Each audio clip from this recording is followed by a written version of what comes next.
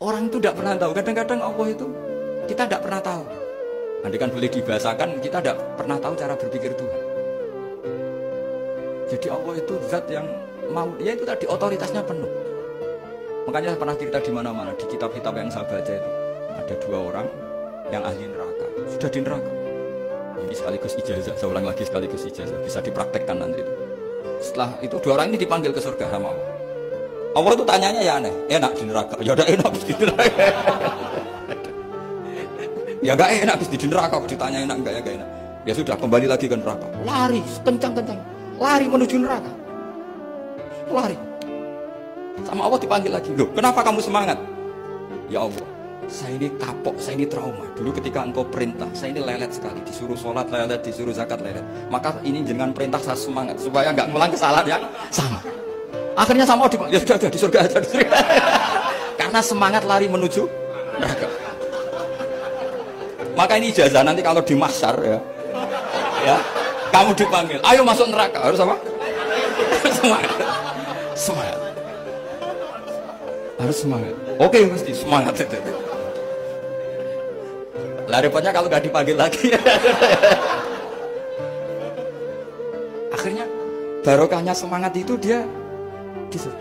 Kita tidak pernah tahu cara berpikir Tuhan. Nanti kan boleh dibahasakan seperti itu. Yang satu, ayo kembali lagi ke neraka.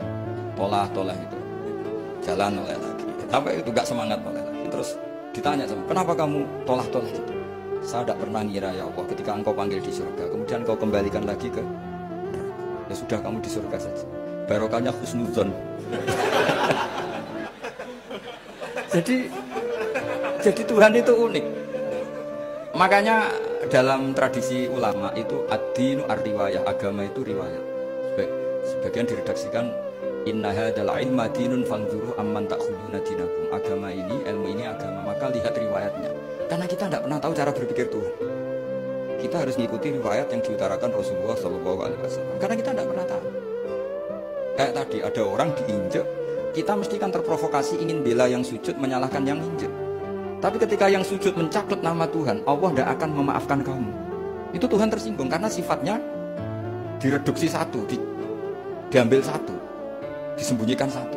Gak ada kan dia begini mungkin malah Allah maklumi.